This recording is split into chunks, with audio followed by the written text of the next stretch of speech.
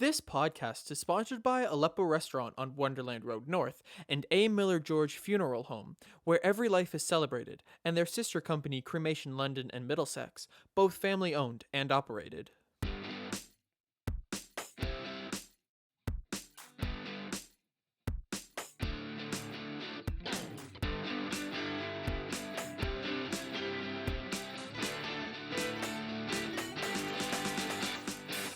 Good morning, good afternoon, good evening, whenever or wherever you may be listening. We welcome you back to another edition of the Vicars Crossing podcast. The Vicars Crossing is a virtual space where faith intersects with the public square. And my name is Rob Henderson, and I'm the priest at Holy Trinity St. Stephen's Anglican Church in London. And besides that, you're a really good guy. Well, that's what I've heard. You are a really good guy. And you have a sexy voice. I heard that. That's what I heard. People, I'm getting feedback I'm getting about the podcast is you have a sexy voice, but which is appropriate for a former radio guy anyway. But me with the less sexy voice, the Newfoundland accent, the inability to articulate properly, the talk's too quick and all that stuff, but sexy as hell. I'm Kevin George. Well, it's good to see you. I'm the rector at St. Aidan's from whence we podcast today. We're in Kevin's office here at St. Aidan's on Oxford Street in London. We're also Facebook Live, so we want to say hi to everybody on Facebook. It's, Chime in as you wish. That's right, and we're glad to be back again. The Vicars Crossing is brought to you by our good friends at Aleppo Restaurant on Wonderland Road in London and A. Miller George Funeral Home, where every life is celebrated, and their sister company Cremation London and Middlesex, both family-owned and operated. Every life is celebrated when Dave is involved. Yes, Dave's well, even when his staff are involved. And his staff. They're good people over there. Oh, they are. They've been very good to us. So they've been very generous to us, and we appreciate them and Aleppo stepping in and helping us. Aleppo, if you want to eat your way into that coffin, you just get yourself over to Aleppo. Get yourself over there. Now that's a plug. Get yourself some tawook and a little bit of macar. I can't say all these words. Maniquiche. Okay. They got all the good stuff over there. So good. Yeah. And we're here with producer Ian again. Hello, Ian. That's me. Hello. That's Ian there. Hello. How's everything going at school? It's fantastic. Couldn't be happier. All right. Yeah.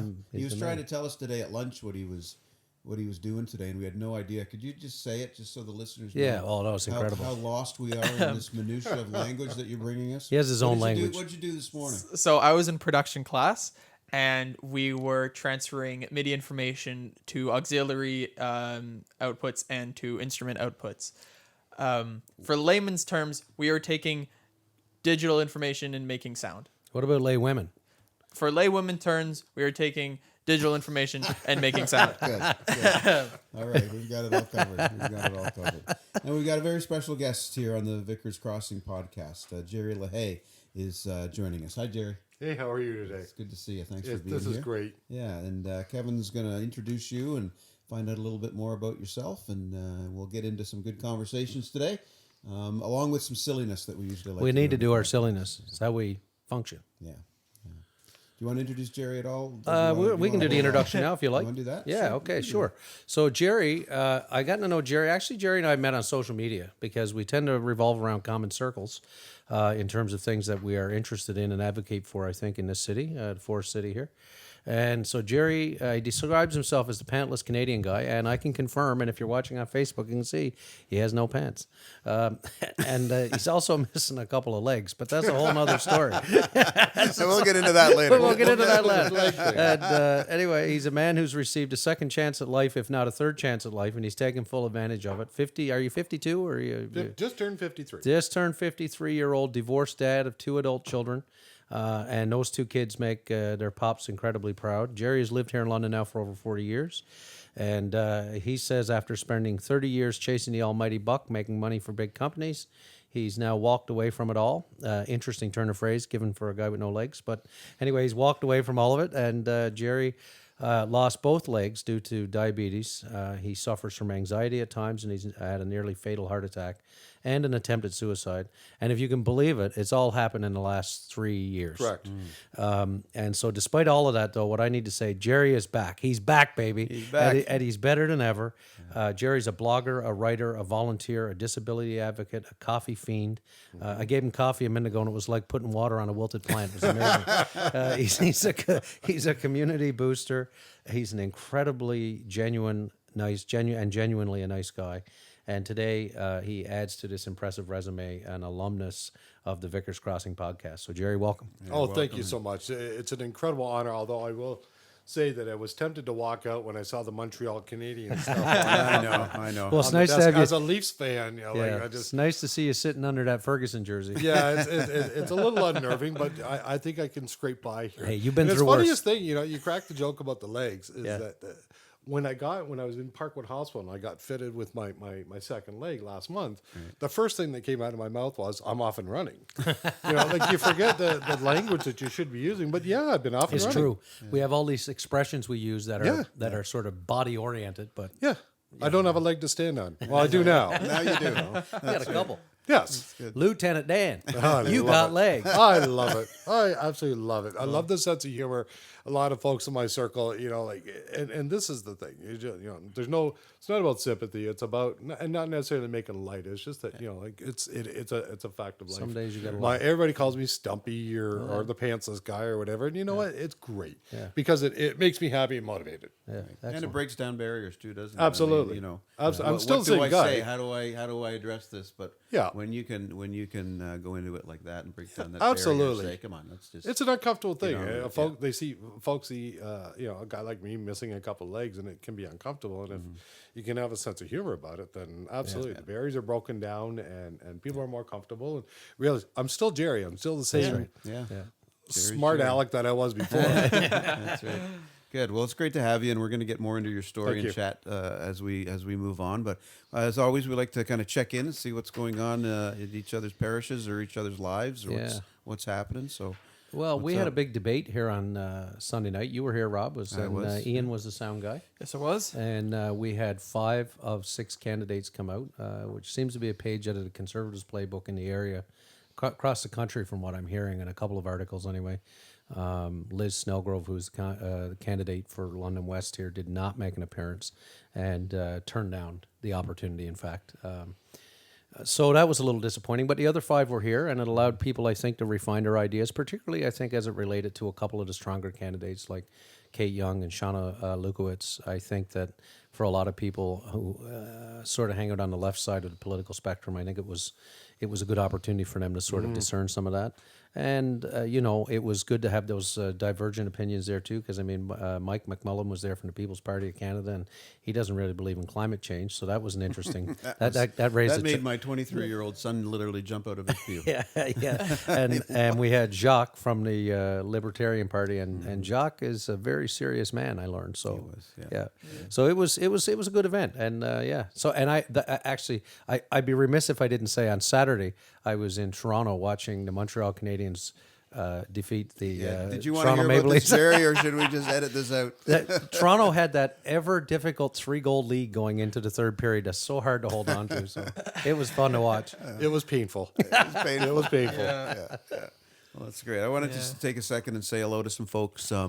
Our church, Holy Trinity St. Stephen's, is located on the corner of Southdale and Wellington, and the Dearness Home is across the street. Oh, yeah. And I understand now, because I'm going to be going there on Sunday, but I was there last week chatting with some folks, and they've got the Vicars Crossing podcast on sometimes. And Oh, nice. Now that they've got to know me a little bit, so I want to say hi to those folks that were down in the lounge, and I don't know. They're probably not Facebooking live right now, No. but my guess is they'll have us on again. This may have to cause me to be careful about my language. That's right. That's right. No, they love you. Yeah, do they? love you. Yeah, they Because love sometimes I say bad words like shit. Stuff like Believe that. me, they've heard them. Oh, have they? Oh, Okay. man. They've heard I 'em. think They the got first time I heard you say that Yeah. or saw that online, I went, some of those. The minister says that? Wow. That's great, because I love Those are going my over clean there. words, Jerry. Yeah.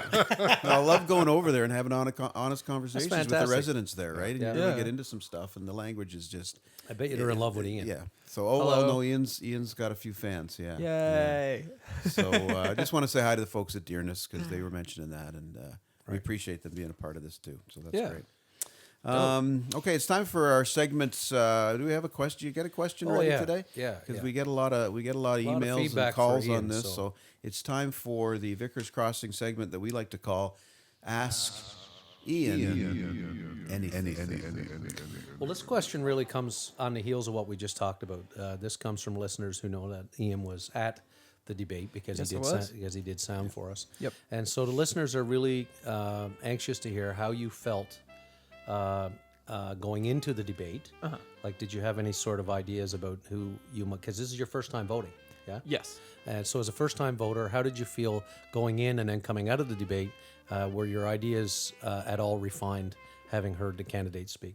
Well, a little story before I tell you like my really real hardcore opinions, which aren't hardcore at all. Anyway, so I don't know what I'm saying, but little story before I was at the debate. I was like eating dinner or whatever, and there was a knock at the door, and I'm wearing my pajamas, like eating pasta or whatever. And I open the door, and there stands Shauna Lukowitz. Lukowitz. That's what it is. And like her party people, and they start talking about like their platform and things like that. And I was paying attention, and then my cat ran out the door. So there I was standing in my pajamas, holding my cat who was squirming, as Shauna Lukowitz talks about students and what they're going to do for students. And as soon as I got to the debate, I was like, all right, yeah, that happened. But actually, like listening to the debate, well, first of all, getting there, it was very interesting to see them all like communicating with each other.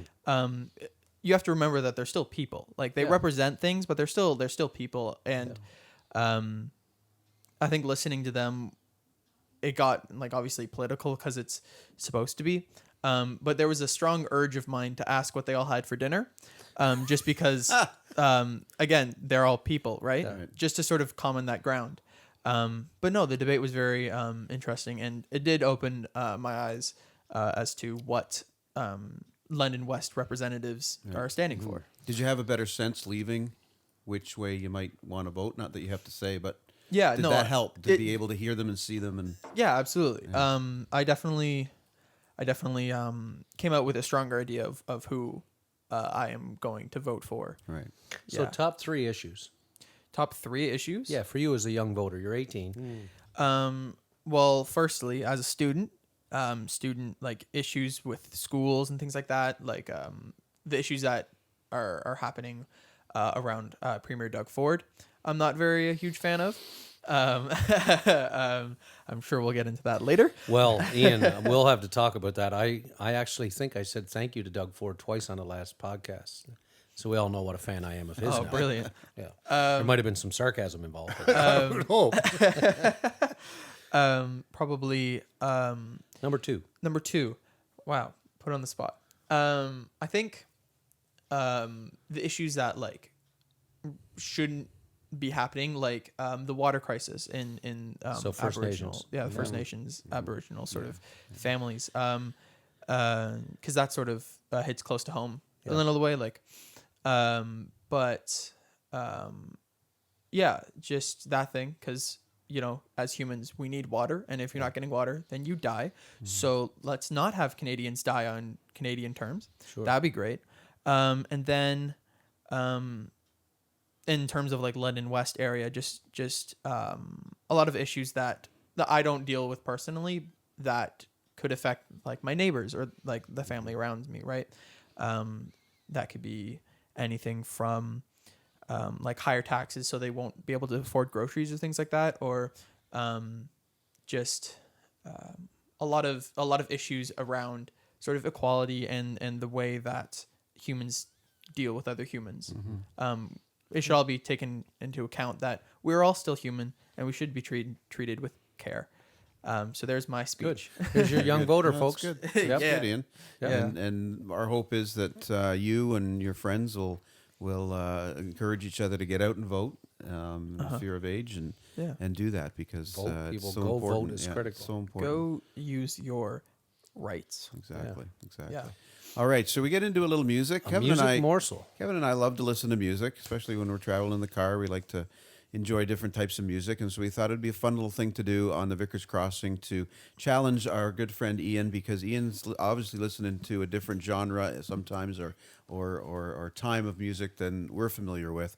So we've come up with this new little contest that we're calling the Music Morsel, and Kevin and I are gonna play a little bit of music from kind of our era, and Ian's gonna try to figure out what the song is. Yep. And Ready, then Ian? Ian's going to do the opposite for us and play something You ready, Ian? from his. Yeah, I'm I'm ready. going to give you 12 seconds, okay? 12 This seconds. is what 12? we agreed, That's 12 generous. seconds? Yeah, that's fine. Yeah, 12 12's seconds. Okay. Sure. Okay, here you go.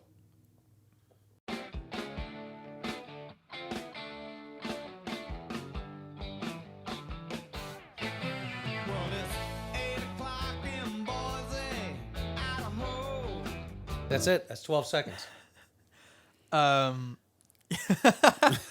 Is it familiar at all? No. Never heard that one. See? Okay, Jerry we got will him- tell us. We got Jerry him will tell stumped. us. Oh no. Do I get a guess? Yeah, Of course please. you get a I'm guess. gonna say 8 o'clock in Idaho by Steve. Steve.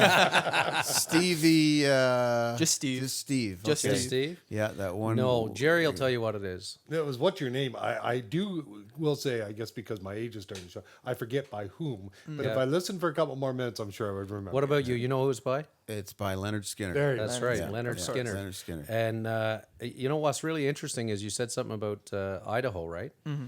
So I was just reading about this song last night, and it's funny you say that because it's based on a real experience that happened to these guys in Miami.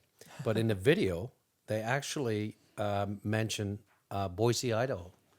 As the place where this happened, all Interesting. based, yeah. You're kidding me, So yeah. there happened to be a little connection in there. Well, so- you got half a point, Ian. We'll give you half a point for getting All right, the Ian, location test us out, proper. buddy. So 12 seconds. We'd We're like in 12 trouble. seconds. See, I don't have a huge speaker. Maybe I'll bring that next time. But here we go. Just a kid from the neighborhood. We're all kids from a neighborhood. Take me back to 96. I fall asleep with the radio on. Turn my pillow to the There you go. Oh my God. Well, you first got? of all, the fact that we just even understood the lyrics. Was Yeah, well, that was That's impressive. Yeah, that's good. That's good. Oh my gosh, guys.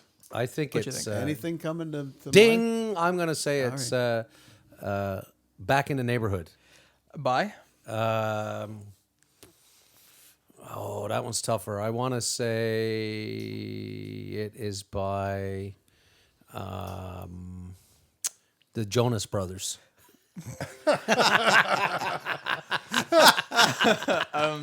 No. No.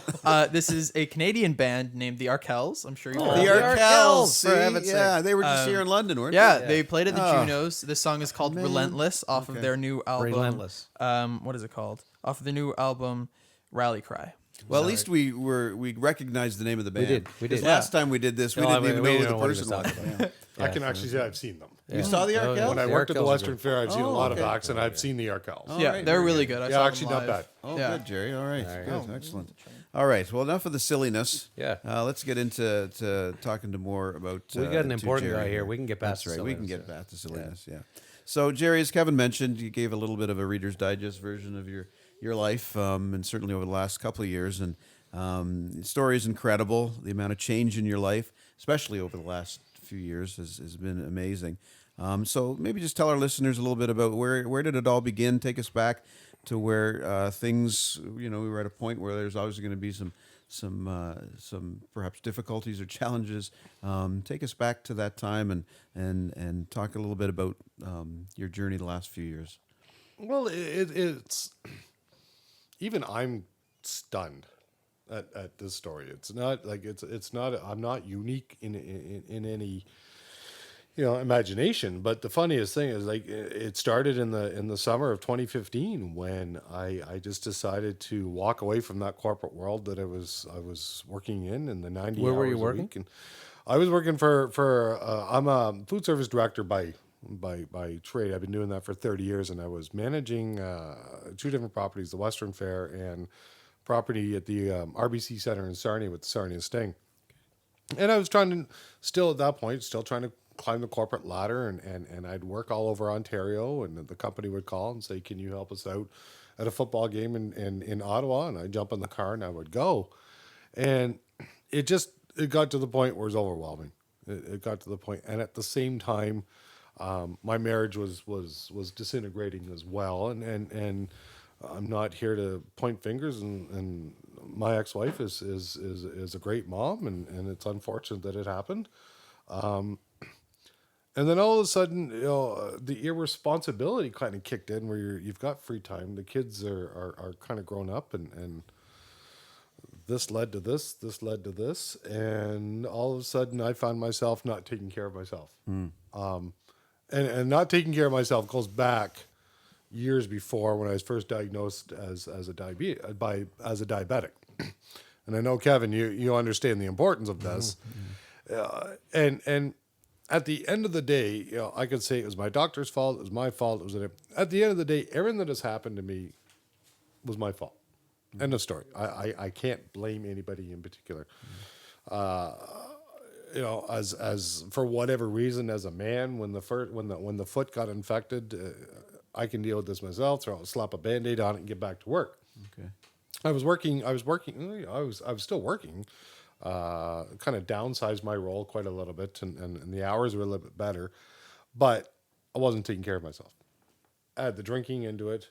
The drinking started off as social, then it started to be just like really enjoyable, and then because I never really drank much before, so I'm a new alcoholic, a new drinker, and a series of events led to losing the leg in the summer of 2016, and then we say near fatal suicide. It was a fatal suicide. I was found dead in April of 2017, and at that point it was.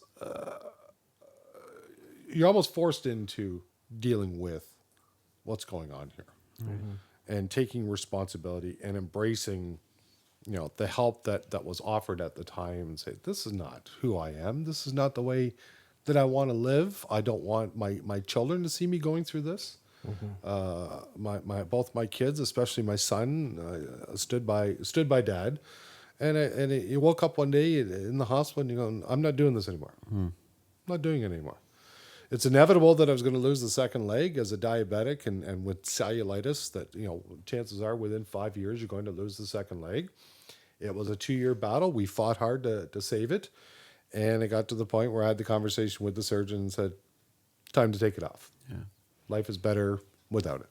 And in both of these cases, it was you had like cut your toe and... Yeah, I scraped the first one. I scraped my toe in the driveway after cutting the grass. I put on flip-flops. And I scraped the toe. And as a diabetic, your immune system is compromised. And if you aren't taking care of your diabetes like I wasn't. Right. What does that look like when you say that you weren't taking care of it? Blood sugars are really, really ridiculously high. You're not eating responsibly. Ridiculously high, like up in double digits. And... We're talking in the 20s. Yeah. Right? Yeah. Safe ranges, is between 4 and 7. And when you're in the 20s and the sugar's eating away and you're not eating the things, you're not taking the medication, you're not doing the insulin, drinking is while a social drink once in a while, like anything else with diabetes, is acceptable. You can't be drinking.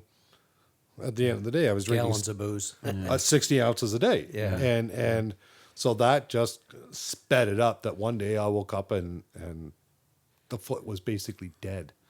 And I wasn't listening to the advice of my partner Nadine at the time. Yeah. She was dealing with an issue with her mom was dying. Yeah. She had to leave town and I wasn't going to the hospital. I was too stupid and drunk. Yeah. And it was a knock at the door and there's my ex-wife standing there, a little 5'0" newfie. Saying, is that right? Get your butt in the car. We're going to the hospital, and they made the decision right away to cut it off. Yeah. So you were pretty sick then. I had lost over 100 pounds. Yeah. I was fainting a lot because I wasn't diabetes. Your sugars through the roof. And, yeah.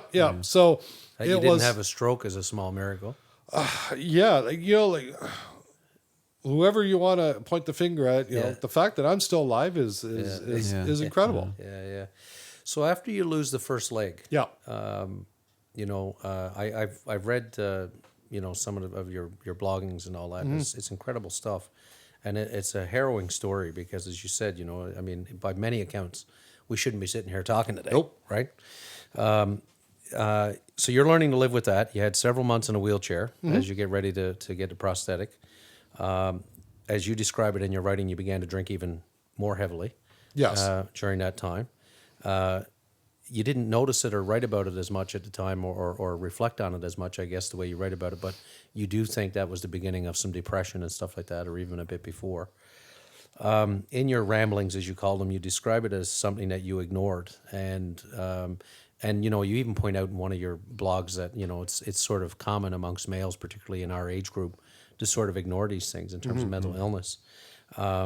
and you didn't really want to talk about it, but in the end, it really sort of caught up with you with this incredible suicide attempt. I wonder if you could talk a little bit about that, about how you got to there and what you did, and waking up, and then what does it look like to begin to get better? Again, the one thing about being an alcoholic, and I'm a bit of a unique alcoholic, not unique. I'm a binge alcoholic. I don't wake up every day craving alcohol. You guys could be sitting here having drinks right now, and it wouldn't bother me one iota. I worked in the food and beverage business and served beer. So you saw lots of it, that. Yeah, so it wasn't that type of alcoholism, but it got to the point where the pain that you're not dealing with, the mental pain Yeah.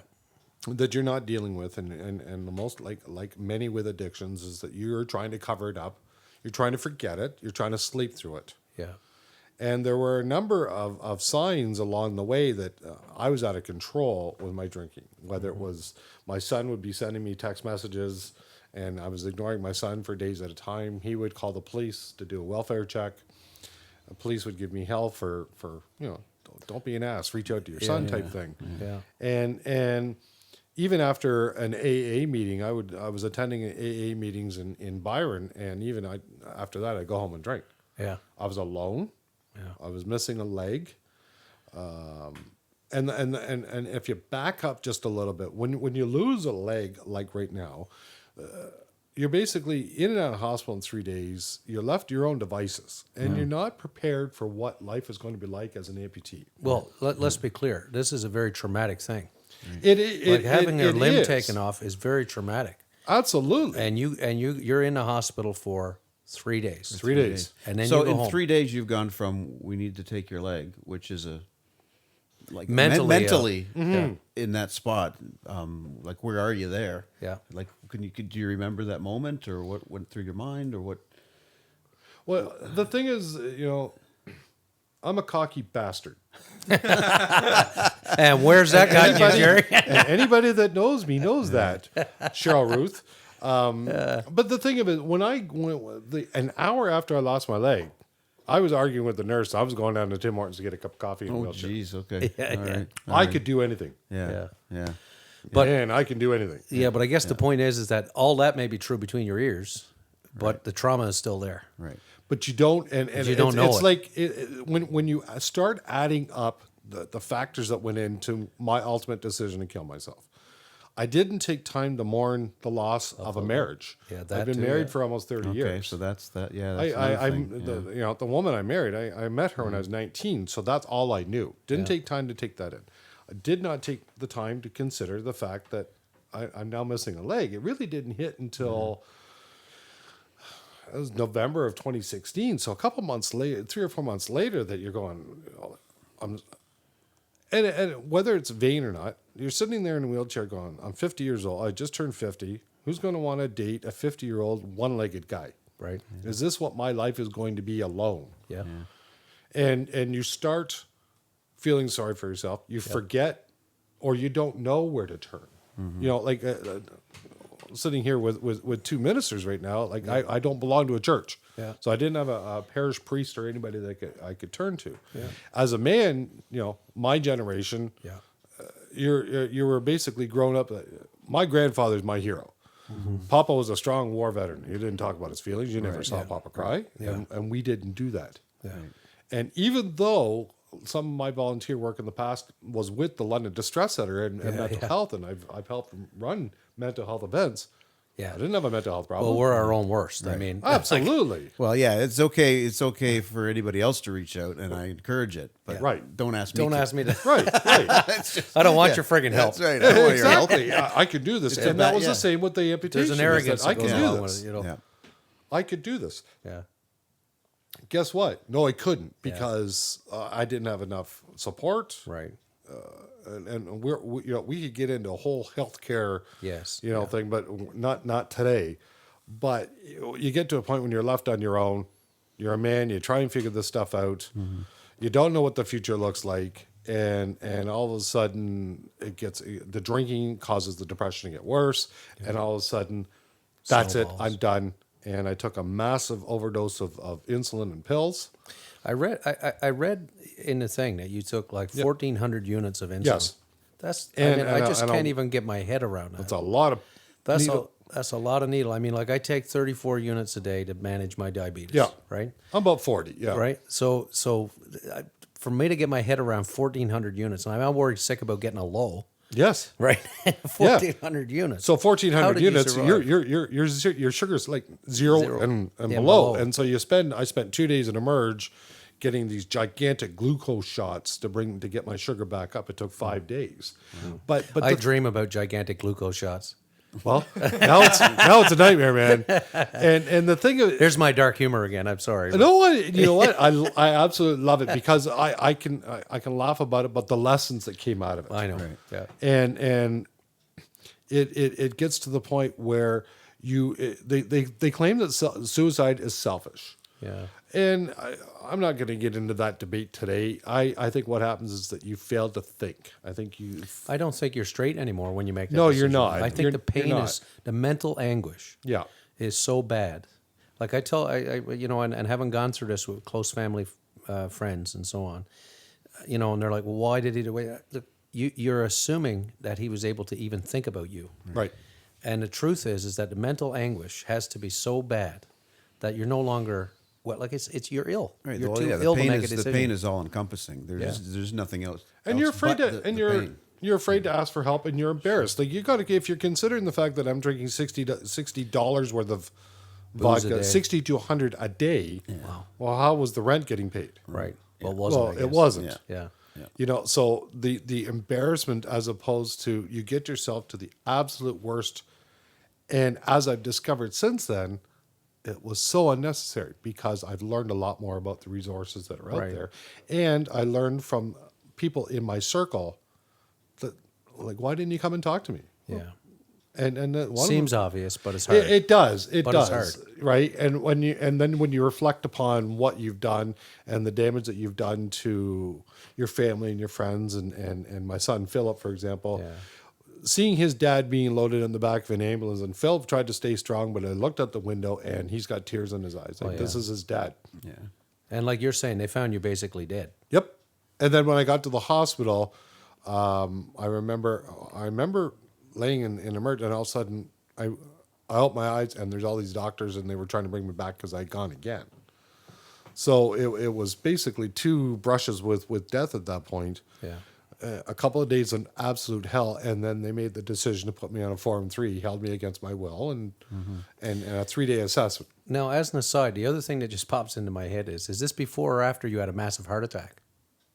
This is after. So just so the listeners know, The heart attack. Jerry almost died before this because he had a big old heart attack. The Widowmaker, they called it. The Widowmaker, yes. Yes. He somehow survived that. Wow. So twice. I was at work, and here's, And now you're working Dudes. you're working at the Thames Valley Golf Course. I was working at Thames Valley Golf Course, and I look into the camera again and say, dudes, and they talk about listening to your body and the typical symptoms of what a heart attack is. That didn't happen. No. There No. wasn't the numbness down the left No. side. There wasn't that issue. This was a knife through the chest. And one of the few times that I've actually said, there's something not right about this, and had them call an ambulance. And when the ambulance got there, I was whisked, code 4, all the hospital, whipped into the angioplasty lab, was stent put in, saved my life. They said I was within minutes. Wow. And it came out, but again, there's years of abuse, not taking care of yourself. This guy should be dead. Yes. Holy cow. I should be. and I smile about it. It's when I reflected through the books that I've written and the blogs that I've written, I go, how am I not dead? I don't know. But I'm not. And now I've got this chance to right any wrongs Incredibly that so. right any wrongs that I've done, make my son proud of me again, which Philip says he's never lost faith or pride in his dad, but I got some time still left here, and whether I'm a cat and I've lost 3 or 4 of those lives already, I don't know. I don't know. But we're going to make the best of it now. And so you've been sober now for how long? Jerry? Almost 3 years. 3 years. Good Yep. for you. Congratulations. Congratulations. Yeah, oh no, it's a great that's feel. good. That's wonderful. Yeah, I know that one of the you go through the steps through Alcoholics Yes. Anonymous or and that toward becoming whole again, and the recovery in step 2 is about coming to a belief that there is a higher power greater than ourselves. Yes. And that plays out differently for different people. Right. Maybe you could share a little bit about your spirituality. Is it something that you grew up with? Were you a member of a faith community? Was there something around the house that you were familiar with or talked about? And how has the last perhaps 3 years changed any of those understandings around spirituality or belief for you? Well, to address your point regarding step 2 and turning yourself over to a higher power, that's something that many alcoholics do struggle with. What is a higher power? And if you think of the big book in AA, was written 1933 or something, and it was God-based. It was you turn yourself over to God. Right.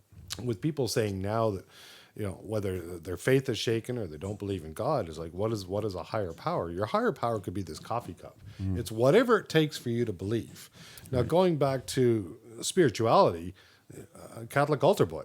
Oh, is that I was right? heavily Okay, involved yeah. So in you the were Catholic in that- Church. in I that went to world, Catholic yeah. Central and raised by a mother that firmly believed in being a strict Catholic and my faith in the church, not in God, my faith in the church. Yeah.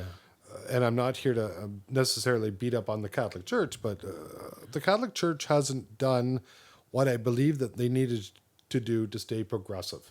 Yeah. And I walked away from the church.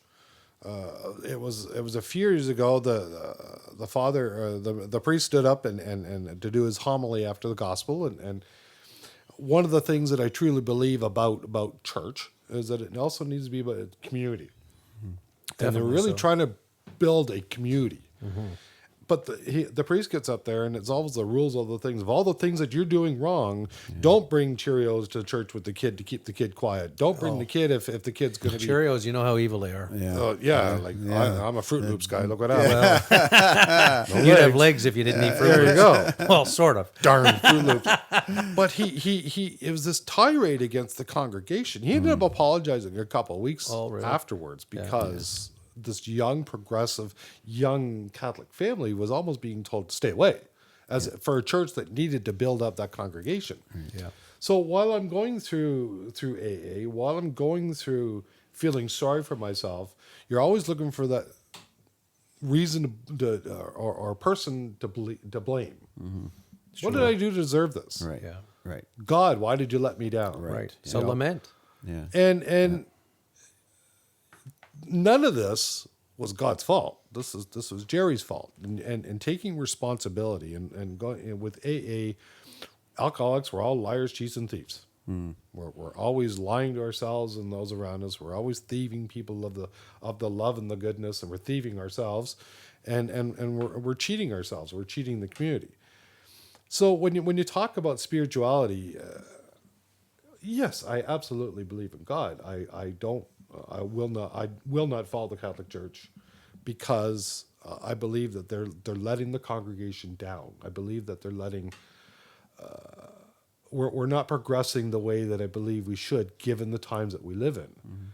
And one of the reasons that I was attracted to speaking at your 55 Hours of Hope was that you gave me the belief in the church community again. And I sat there for 55 minutes and I listened to you speak about the 10 Commandments. And a big part of that was about community again. And I met your absolutely beautiful, charming wife. And I went, there we go. This is what we're talking She probably about. went to CCH with you. I don't think she's as old as I am. Well, she's about, you said 53. I'm 53. She'll be 50 soon. So Okay. you'd have been there at the same time. You know, like it's... But But here, I agree, she looks a lot younger than Oh, you. But so continue. I look like I could be somebody. I could be your grandfather, for God's sake.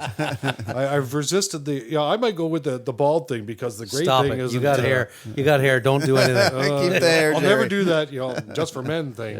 Sorry, continue. You were talking about Catherine Ann of But 55. it was like this was a model. Your sermon about community was a model, and how we can reference, the Bible and the 10 Commandments and how we can reference it in our life. Your position that you've taken on a couple of controversial issues also inspired me to go there. That's what I'm talking about. yeah. Do I speak to God? Yes. Yeah. I absolutely do, and most of the time it's thank you for helping me get through this. Right. But ultimately, I had to take the responsibility to do this on my own. Right. Right. Right. Good.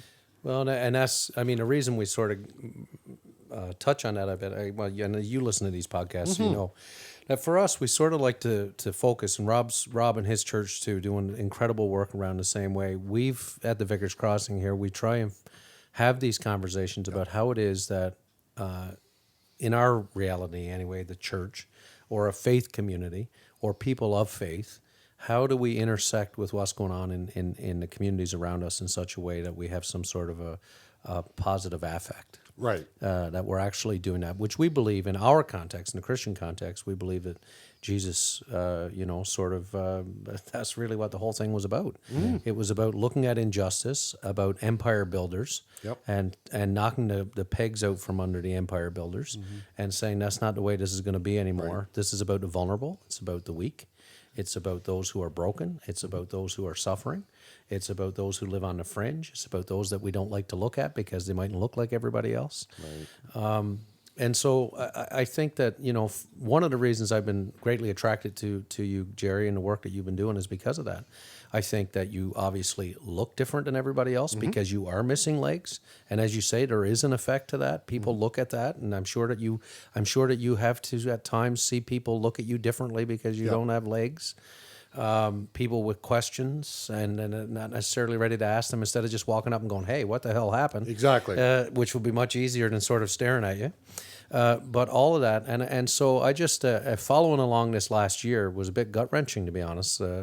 You lost that second leg due to another infection, and you ended up back in a chair as you did the first time when you had to have the leg, and it was winter time, and you were trying to get around the city, and I was really angered at what you had to go through trying to get around, and inspired by the incredible dignity that you've shown in trying to educate people and advocate for a better way. And so for us, this is what we talk about. We talk about how is it that people, regardless of how we believe or what we believe, or if we're regular Sunday churchgoers or if we're people who only touch Him once in a while, how do we take these things which are intrinsic to what we believe and use them to the good of the community? And you're doing an incredible job at that. So I just wonder if you could share a little bit, what this past winter was like in terms of what you witnessed in the city, in terms of the accessibility issues that we're facing. And perhaps a little bit about, some of the involvement you've had, because I know you've been brought into conversations now to sort of help, and yours is such a positive voice that we may be able to see some of these changes. I know Peter Anderson, who listens to this podcast regularly, him and I were downtown the other day, and we walked 3 blocks. And we both had this very conversation where we said, how in the hell does anybody get around here? It was with the construction. If you're in Toronto and there's construction, they demand that things are laid out, that there's plywood places, that there's level surfaces. They don't just leave them to throw stuff down and put little piles of dirt over them. And we said, how does anybody with a walker, with a cane, with a wheelchair, let alone the two of us sort of trying to navigate this little place, these little narrow walkways they make during construction. So it just seems there's a lot to be addressed, and I know you've addressed it well and with in far more articulate ways than I can. Can you talk about what it was like to go through that and what you see coming forward and what are the challenges that need to be addressed? Well, and thank you so much for the kind words. Like it's nice to know that first of all, people are listening. Hopefully they're learning. Yeah. I've always believed I'm not the model for what good health was before, and I really kind of cringe sometimes when I hear the word advocate. I never considered myself. It was more along the lines of how do I pass along what I've learned so that others maybe don't have to go through what I went through.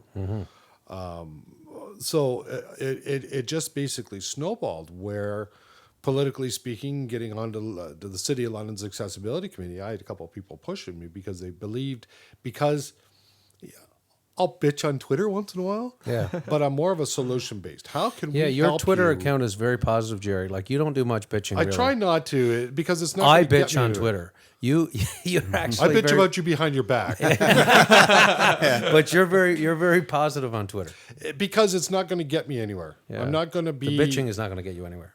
I'm not going to be that Clint Eastwood sitting on the front Yeah. porch. Like Yeah. it's we got to be solution based. Yeah. And when I was pushed into doing the accessibility committee, and which is a fabulous group of people that really do genuinely have accessibility issues at the forefront, and there's so many different accessibility issues that like I've learned a lot myself. Yeah. But creating relationships with the folks downtown, creating relationships within the people. My Pantless breakfast was meant to be a way of connecting folks on social media. Tell people what about is tell that? people about the Well, Pantless the Pantless breakfast. That's when it's hard to read tone on social media. Yeah. And there's one gentleman in particular, Andrew. You know who I'm talking about. I thought he was probably the biggest jerk I'd ever watched on social media, and we've had this conversation. Having met him in real life, and his advocacy with cycling has been remarkable. I've learned a lot about cycling advocacy. I've learned a lot about these people, and I get to understand the personalities and how we can all work together. Yeah. And so the Pantless breakfast just came up like, let's get together once a month and just like talk and it could be social issues. It could be just what the Leaf game last night or whatever, but it's a way of connecting the community just a little bit more so that we can work together. Now we're finding ourselves, the accessibility committee with the City of London is not meant to be a standalone. Now we're working with the cycling committee. Yeah. How do we get these common goals achieved? Because as you pointed out, we have a lot of work to do to ensure barrier-free accessibility in the city. Yeah. And it's not just for the folks with the wheelchairs and the walkers. Like there's lots of unseen disabilities, people with bad backs. And I walked down Richmond Street the other day, and I thought it was bad in a wheelchair. Yeah. I was stunned at how much worse it was walking on two legs. So being uneven. Oh, absolutely. In front of the City Lights bookstore. Yeah. You can pay me later for that one. Yeah. It's nasty. You'll take a free book. Yeah, we'll talk. But here's the thing is that I'm going to use a little biblical reference. Please don't strike me down. No, won't happen. I believe it. Jesus, correct me if I'm wrong, that said to the doubting Thomas, happy are those who believe yet do not see. Right. And we need to see. Yeah. Okay, we need to see results. We need to know that the city has a plan in place. Yeah. And then the city needs to communicate that plan. Yeah. Okay, there is a plan to replace those sidewalks next year. Yeah. Okay, but nobody's talking about it because we need, for whatever reason. And I'm saying to the city, tell us what you're doing. Tell the story. Okay, so that we know that, first of all, I'll stop bitching. Yes. We know that they're doing, temporary repairs. Every time I've asked for a repair, it's been taken care of. Yeah. I was supposed to get a leg on April the 2nd, and I hit a curb. Tell that story. Well, I just left the prosthetic company, excited. I was going to get my second leg. I left the prosthetic company. I was crossing Adelaide Street in my wheelchair, and I was watching a driver. Don't get me started on drivers. And I hit a curb, and I went down hard and ripped my brand new scar open. Oh, jeez! So this guy is like a day or two, you're right away from getting it. You're about to get there. I was going in the next day. Right. Yeah. He's a day from getting his leg. And knowing the excitement of walking, I was so. Yeah. And it was one of my first trips out. Like I just got released from the hospital, and people say, "No, we'll take it." No, I'll take the bus. I'm good. Yeah. Down I went. And so that delayed me 6 months. Right. But when I presented it to the city, okay, there was immediate response. Yeah. And we've got some city councillors in the city that when I actually had tweeted it out. One of the councillors, Jesse Helmer, sent me a note the next day. Do this. What can I do to help you? Terrence Kernahan, our MPP is just like these are proactive people. Shout out to Terrence. Shout out. Yeah, like Terrence. Terrence is a great listener. Here's my number if you need anything. But knowing that the city is listening, and the City of London is terrific with following up with these things, but they're not good with following up and say we fixed it. Right. Okay. Gotcha. Right now, my biggest concern is sidewalk closures, and I've addressed it with the city. Unfortunately, I'm not getting a lot of response right now, but I'm not going to stop. No. But how do we make this work, and how do I partner with the city to say, I'm another set of eyes for you. What can I do to help? Lack of enforcement is an issue. I'm noticing on your Twitter account a lot of pictures of vehicles parked across sidewalks. Yes. But to put a positive spin on, though, the discussions that I have on social media about accessibility have got other people thinking too. Yes. Where you've got citizens and friends out there that are saying that don't have disabilities, but all of a sudden they've noticed something and they're getting it addressed. My son made a great comment the other day, Dad, you don't know how much more differently I look at the world and how I treat others and how we look at accessibility because of what you're doing. Yeah. And this is an opportunity, and it's almost been a gift from somebody, God, whomever, to say, here's your chance, make something happen out of this. Right. I refuse to get negative about being disabled. I'm not going to do it. Yeah. We've got a great opportunity to advance it. There's been other people in this city. One of my people that I really respect, Professor Jeff Preston. He's been working on it forever. And I'm picking up the mantle and continuing it on. And then we work on this collective voice. We work together as a community to say, we're going to get this fixed, while recognizing that the City of London just can't jump and spend the money on everything that we want them to. Right. How do we get to the Pantless breakfast? How do we get to the pantless breakfast? Yeah. I Do I have don't to know. show up at a breakfast without pants on? No, I think that's... It's not a prerequisite. No. When you show up, you're probably not going to get into the breakfast unless you do have pants on.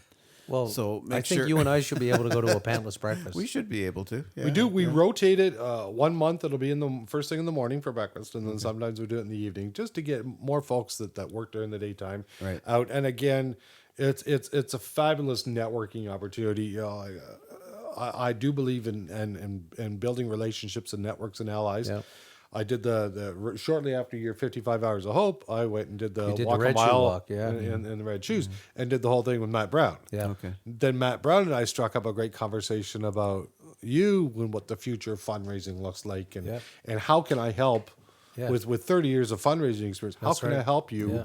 Yeah, with there's your future endeavors. Lots of need in the community, right? And lots of opportunity for us to network and partner on it. There is, and unfortunately, I just created the Amputee Support Network of London. Okay, wonderful. To try and take responsibility and try and fill a gap in our healthcare system that they just can't do it. Yeah. No matter how much we rail. Well, and I mean, in reality, even if they could do it, if it's not being done, then somebody needs to do it. Absolutely. So instead of just sitting there railing away at the government, I'll do it myself. Yeah. And I've got lots of support in the community so that ultimately people learn from somebody that's been there what the highs and lows of being an amputee are all about, and they will avoid going through that too. That's right. So for those that are listening, Gerry, that might not have given this a lot of thought in the sense of accessibility and such, what's the one thing you'd want to say to them to either keep an eye out for, or speak out about, or be more aware of, in support of some of the work that you want to get done and see? I think it boils down to, we are such a busy, fast-paced, moving society today. We've got so much going on, and all I'm saying and suggesting to people is take that extra 30 seconds, take that 1 minute, and think. And ultimately show consideration. Think about when I park my car across a driveway, because they don't really think about it. And, when you're in Old South and Old North and there's not a lot of street parking, and they park there and they don't think. And a lot of times it's not done to be rude or ignorant. It's think. If a construction company is going to be tearing up Old North the way they are right now, won't name them, we have city bylaws, we have policies and procedures, we have AODA, but they don't have the money for enforcement, right? Which they recognize as a shortfall. Right. Okay, so all I'm asking is take a moment to consider. Get your blue boxes off the sidewalk faster. Yeah. Don't put your garbage out on the sidewalk. Put it up on the boulevard. Right. There's lots of folks out there, and it's not just folks with disabilities. It's the parents with the strollers, and it's the elderly generation that we need clear access. Take a moment to think. Just think about, be aware of what you're doing could actually affect someone. Yes. You might not see them in the moment, but somebody's going to be walking down your street. Exactly. It's interesting, isn't it? Because we had Elizabeth Dobman on here last week on the Facebook Live. Yeah. And she's coming back for an episode very soon, like in a few minutes. But Elizabeth is autistic. Yes. And so she was talking as a person with that disability about addressing things.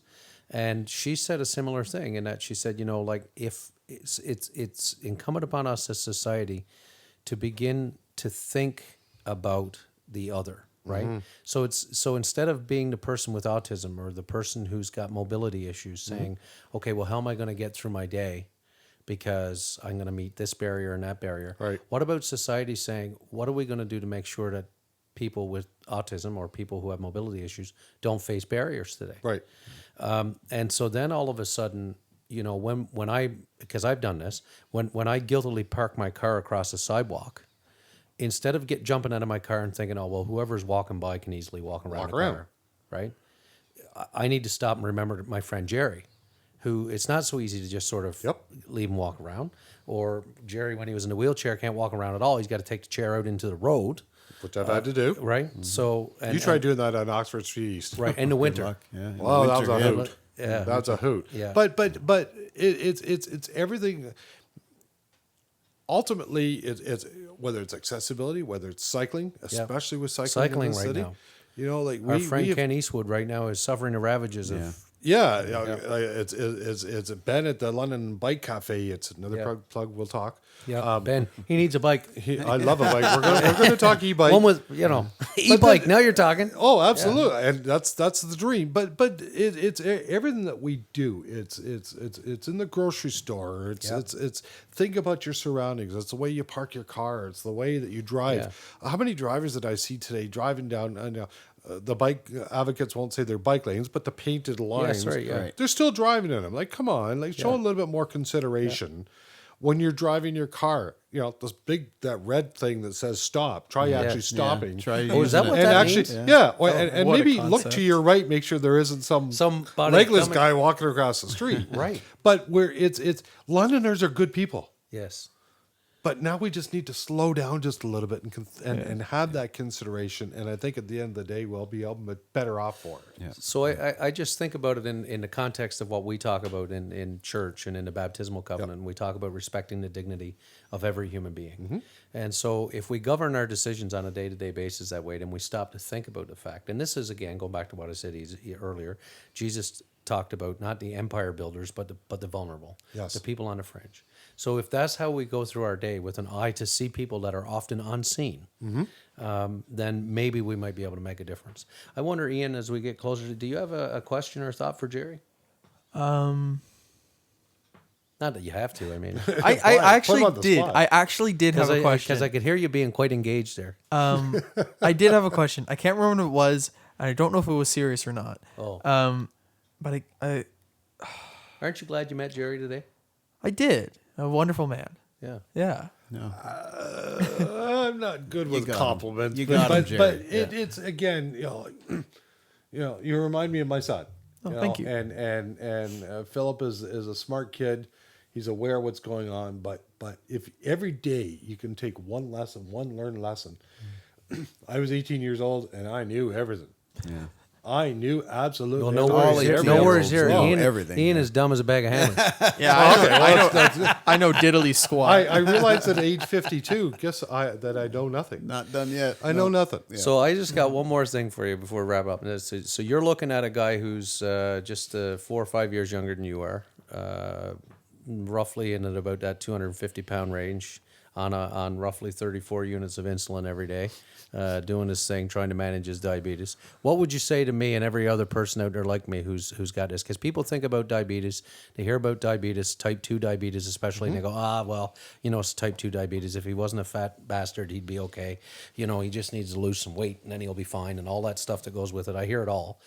But I'm also very mindful that what I really need to do is look after myself. And you are a walking, thanks be to God, because of prosthetics, you're a walking example of how bad it could be and how good it could be if you turn it around. Because you're an example of both. And so I just, for me and for those who are listening who suffer with diabetes, what's your pitch? Use me as that living example. I'm the poster child for bad health. Yeah.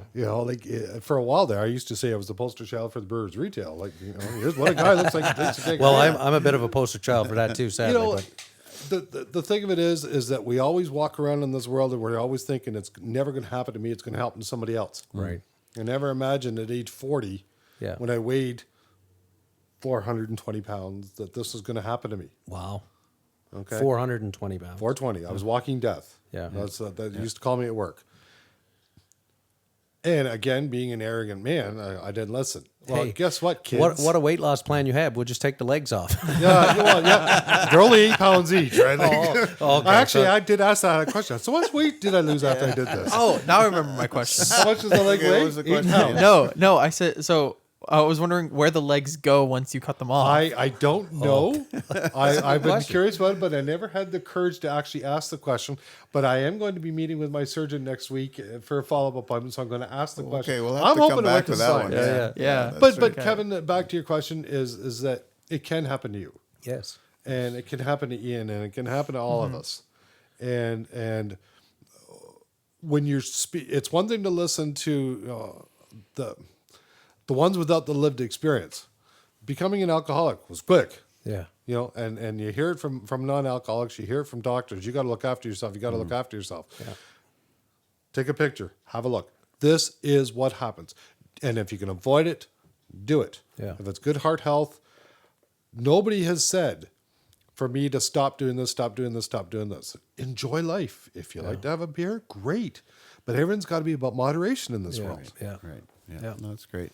Gerry, we can't thank you enough for taking the time and coming to share with us not only some of the work you're doing, but your personal story, your honesty. It's going to make a difference, I think, to the people that are listening, and we appreciate everything you've done. So It was thank an you. absolute Thank you. honor. I can't tell you. It's an absolute honor. Kevin, anything I can ever do for you, please let me know. It's great that if one person comes out of this and learns something today, we did our job. Good. Well, and Good. thanks for being out for our 55 hours, too. Oh, that was great. It was a big lift for me. I was getting tired by then, and I looked up, and there came Lieutenant Dan. Lieutenant Dan You got walking in on his legs. crutches. Lieutenant, you got 5 minutes. I don't think you used crutches coming up that center aisle. No, I did not. As I was quite impressed. I thought, wow. And you were much ahead of the curve, I believe. I was just at Parkwood Hospital working on this amputee support thing and having a chat, and my physiotherapist saw my interview on CBC, and he saw me walking through there. Holy cow, did I get into trouble today? I bet you did. Yeah. So give us a rundown, Kevin, about all the different places All right. people can find So us you here. can watch us on Facebook Live. And a little word here that we're going to be tuning in again in about 5 to 10 minutes here with Elsbeth Dobman, Part 2. So tune in for that. That'll be our next recorded podcast as well. But to listen to us, if you're listening now, you found us. But you may want to share with your friends that you'll find us on Spotify, on Buzzsprout. You'll find us on SoundCloud. You'll find us on YouTube. You'll find us on Apple, iPod, iTunes, all that stuff. We're everywhere. Anywhere you want to listen to a podcast, you're going to find us. And please God, you're going to listen to us. And you can reach out to us to give us your comments. Email your questions to Ian for asking anything at vicarscrossing@gmail.com. Follow us on Facebook. Follow us on Twitter. Let us know how you feel. You have questions for Gerry. You don't know how to get them.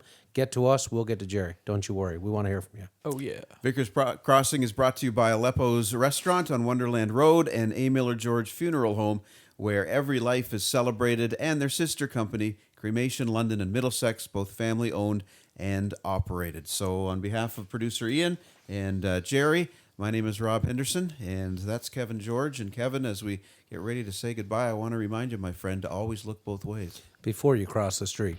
Thank you for listening. Our hosts are Kevin George and Rob Henderson. Our producer and composer is myself, Ian, with original artwork done by Catherine Olenek. If you have any questions or want to know where to find us, tweet us at Vicars Crossing or find us on Facebook at The Vicars Crossing. If you have any other questions about anything heard on this podcast, leave us a comment or look in the description to find out more. Thanks!